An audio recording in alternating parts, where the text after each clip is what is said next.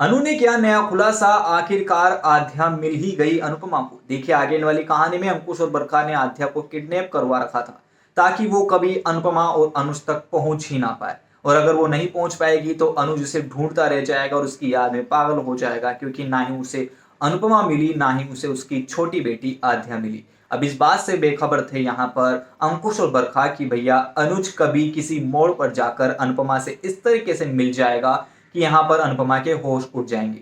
और इस बार अनुपमा भैया लीगल एक्शन के साथ साथ यहाँ पर माता दुर्गा का रूप बनते नजर आने वाली है। और इस बार अंकुश और बरखा को साथ के साथ जो जो उसके बीच में आएगा, चाहे तोशु पाकी, डिम्पी, वनराज, कोई भी शख्स हो, यहाँ तक कि वो बा को भी नहीं छोड़ते नजर आएगी।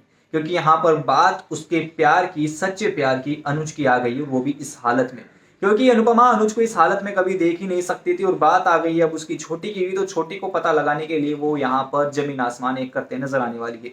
कि यशदीप इस बीच उसकी काफी सारी मदद करते नजर आएगा, लेकिन यशदीप आपको कैमरे के पीछे ही दिखाया जाएगा, कभी कैमरे के आगे नहीं दिखाया जाएगा। फिर यहाँ पर जैसे अनुपमा को पता चलेगा कि आध्या कहीं और नहीं गई थी और देविका इस बात में उसकी मदद करने वाली है, जो कि बहुत जल्द सीरियल की कहानी में एंट्री भी लेती नजर आएगी। और देविका यहाँ पर उसकी मदद करते नजर आएगी कि हाँ भैया आध्या वही है और अंकुश और बरखा ने उसको जेल की सलाखों की तरह यहाँ पर बंद कर रखा है अपने एक कमरे के अंदर।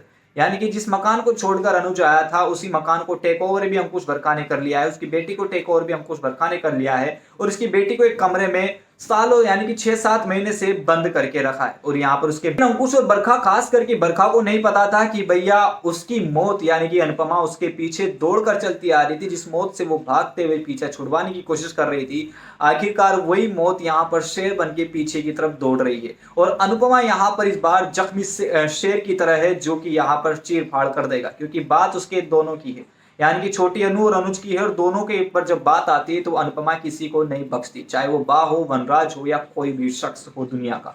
फिर आगे वाली कहानी में अंकुश यहाँ पर बरखा को बताता नजर आएगा कि अनुपमा वापस से आ रही है और उसकी बेटी को यहाँ पर निकालते नजर आएगी। लेकिन जैसे ये बात बरखा को पता चलेगी वो हड़बड़ाहट में ऐसी गलतियां कर देगी, कहते हैं ना विनाशकालीन विपरीत बुद्धि, सेम कंडीशन यहाँ पर अंकुश बरखा की होने वाली है।